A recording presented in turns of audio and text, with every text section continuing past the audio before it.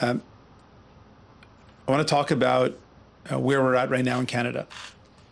We've just passed a 10,000 person mark. Over 10,000 Canadians have been killed by COVID-19. And that's a staggering number.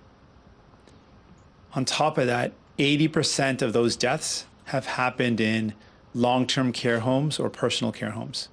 80% of those deaths. And I want to bring this back to people. Like, that's 10,000 people. People like Denis Mathieu. Denis Mathieu's family could not afford to put him in a long-term care home, and he needed care. There's nowhere else for him to go. So the family sold their home, put him into a long-term care home in August, and he was dead by October by COVID-19. We spoke to Charles and his family. Charles was an educator, someone who cares for and teaches young people to be confident, to have dignity in themselves. And right now, he is reporting that he is left for hours in his own waste, that he has to collect cockroaches in his unit to prove that his unit has an infestation. Charles should not have to be going through this. Denis should have never lost his life.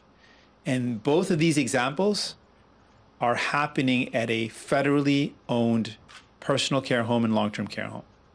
And I want to shout out Leah Gazan, who's been on the forefront of raising this concern, particularly in Winnipeg, where we've seen the site of one of the worst outbreaks. But let's talk for a minute about Revera. Revera is owned by the federal government. It is the second worst in terms of the deaths that have happened in COVID-19. Revera owned units, Revera owned long-term care and personal care homes are the second worst in the country. They're owned by the federal government. And all of this can be prevented. We know that for-profit homes are far more dangerous, far more likely to catch COVID-19 and to die if you're in a for-profit care home. And this isn't about jurisdiction. This Revera is owned by the federal government. The Prime Minister could immediately fix this. The federal government appoints the board members for Revera. This is absolutely within the control of the federal government. Denis Mathieu did not need to die. Charles should not be living in these deplorable conditions where he has to collect cockroaches.